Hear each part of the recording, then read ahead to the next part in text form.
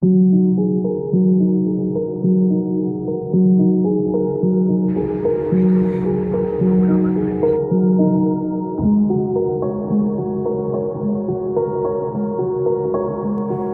кӯдакӣ орзуи ба шаҳри Душанбе омаданро мекардам. Соли 2018 ин орзуи ман амалӣ гашт. Ман ҳамон сол ба тариқи Маркази миллии тестӣ ба Донишгоҳи миллии Тоҷикистон дохил шудам.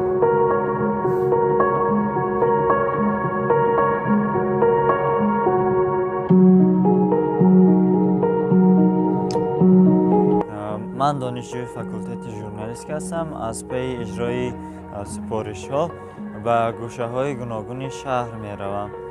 Бисёртар ба боғи Кӯли ҷавонон, боғи Устод Рӯдакӣ, боғи Парчам, боғи ҷавонон ва боғи Хайём меравам.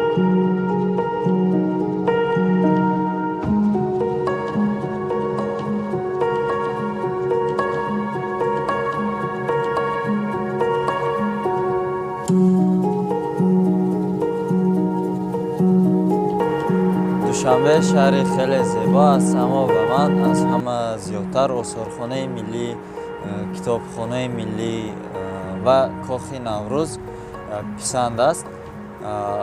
Кохи Наврӯз яке аз биноҳои боҳашаматтарини пойтахт аст. вақте ки ман онро бори аввал дидам, ба ҳунари устоҳое ки дар ин ҷо кор карданд қоил мондам, чунки ҳунарҳои наққошиву кандакорӣ ва гаҷкорӣ дар сохтмони ин бино хеле хуб истифода шуданд ва ба таври миллӣ сохта шудааст, ки ин фарҳангу маданияти меъмории миллии тоҷикиро ба ҷаҳониён метавонад муаррифӣ кунад.